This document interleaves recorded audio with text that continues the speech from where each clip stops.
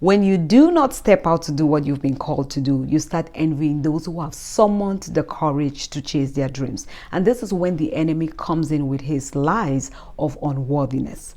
Let me tell you, you are worthy. Let me say it again. You are worthy.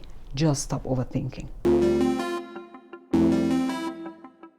Hello there, welcome back to part 2 of this 3-part video where I'm sharing the things I did at the beginning of the year in order to set myself up for a successful year.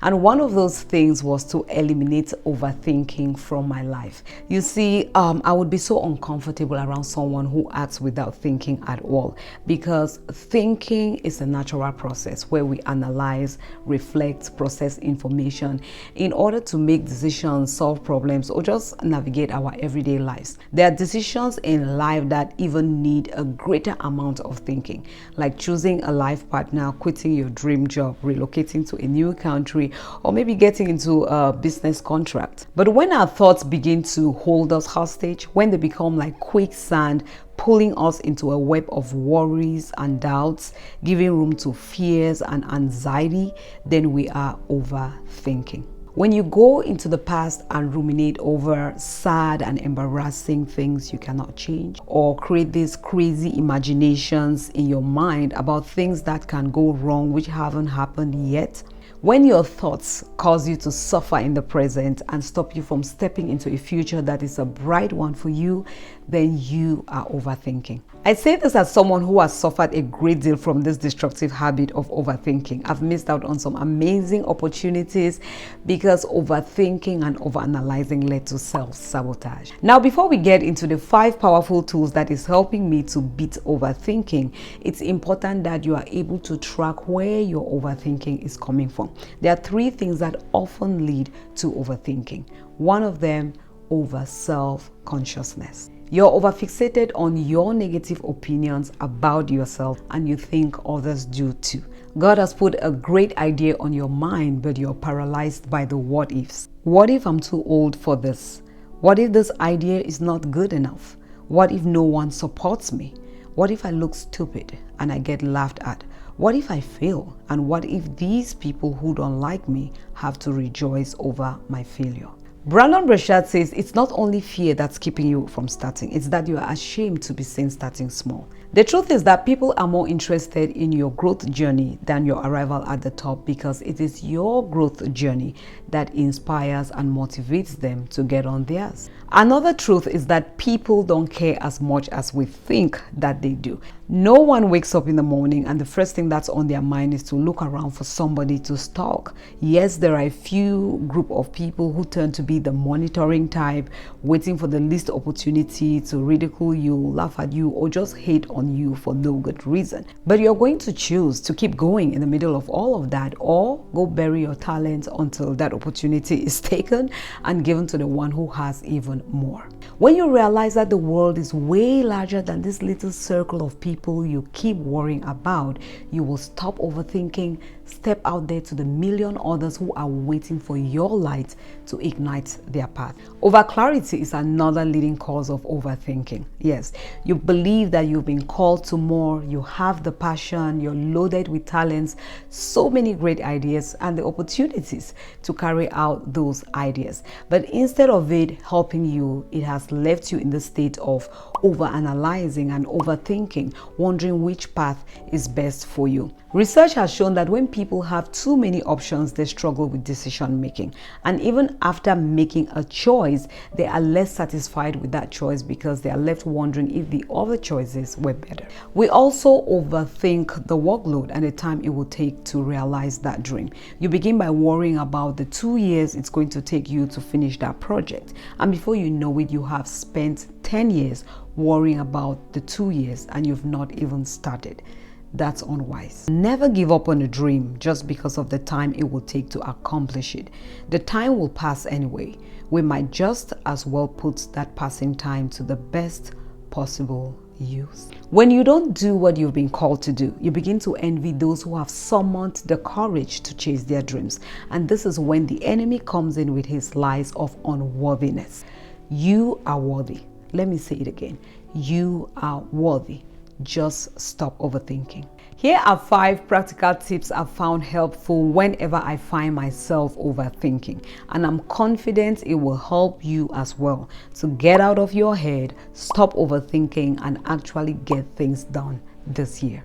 By the way, if you're finding this helpful, please don't forget to give this video a thumbs up.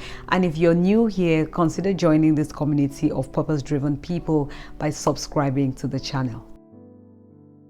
There's this misconception that when you're walking in purpose, your life suddenly becomes a bed of roses. On social media, we only see the glamorous side of a purpose-driven life. What we don't see are the sacrifices, the long nights of prayers and hard work, the personal money you pour into studying and sharpening your skills so that you are a workman who is rightly carrying out his or her assignment. We are often very quick to quote the first part of Romans 8:17, which says we are co-heirs with Christ, and so we share in his glory. We forget the second part, which says if we share in his glory, we share in his sufferings as well. When we realize that a purpose-driven life is not only made up of the beautiful images we have in our mind, we will stop overthinking the process and wondering if we are the reason why we're having a hard time. See, you started walking in your purpose and you started succeeding the day you said yes to the call, and not only when you start hitting those big milestones. So stop overthinking. You are in God's will even in those tough seasons. This next one has been a game changer for me. Instead of letting my overthinking mind lead to inaction, it has instead led to me taking action. I call this the WWT method, the why, what, and truth method. Let me use an example to explain. You see, before I launched my Bloom with Purpose workshop in January, I equally had a couple of what ifs going on in my mind. And one of those key ones was, what if my material is not transformative enough?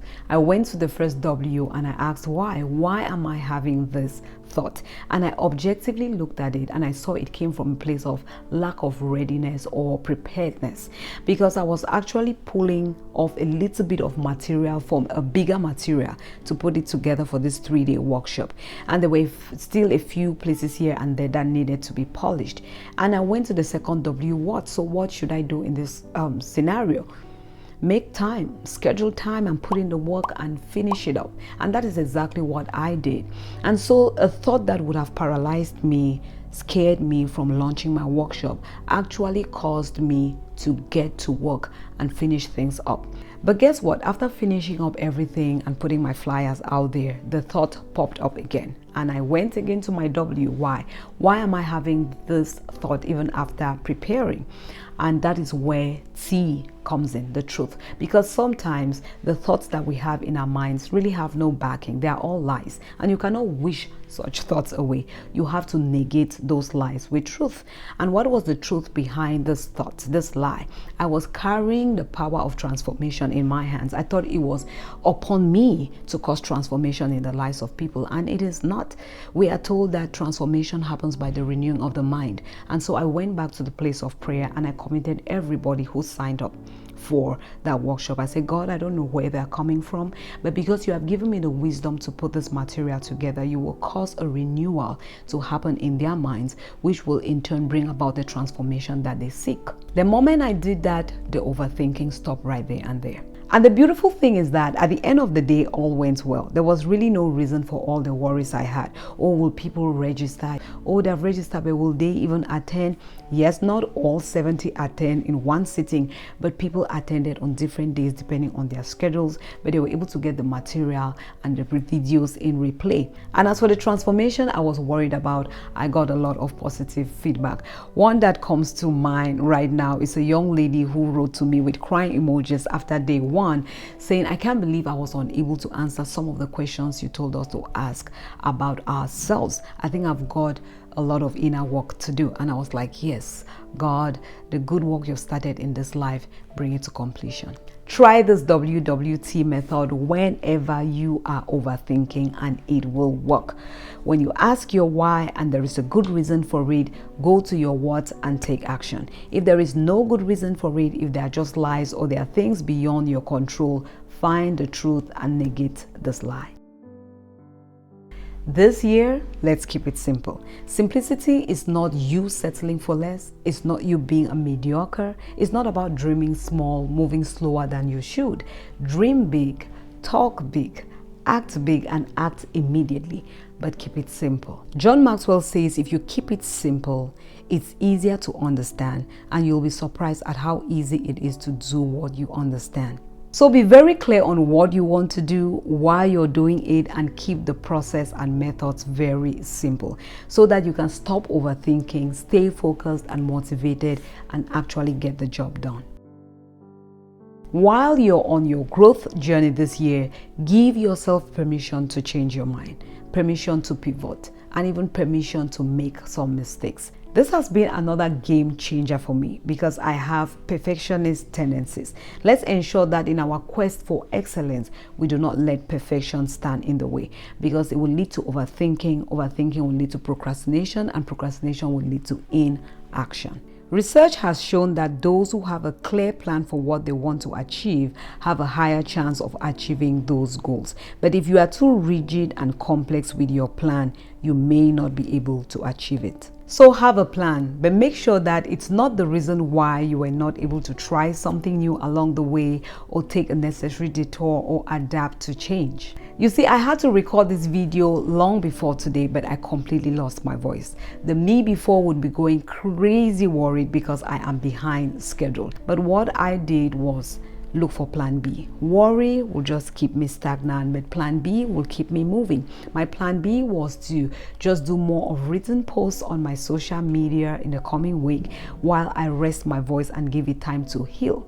Now it's better. It's not still the best, but you can hear me, and here we are. I'm recording the video. It's going to upload behind my schedule, but not behind yours, and so you're still going to get value out of the video. If we are rigid with our plans, we will get into the place of overthinking, which will keep us paralyzed, and we will not take action.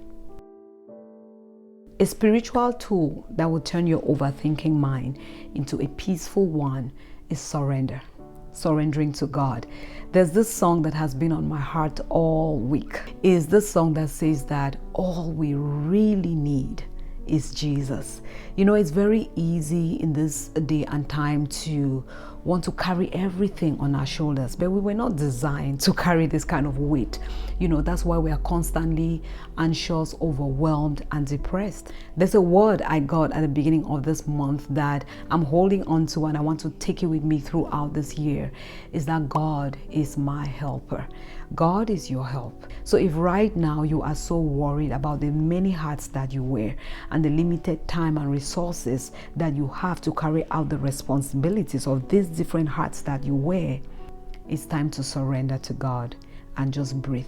So let me ask you, what little task will you start tackling instead of overthinking and over worrying about them?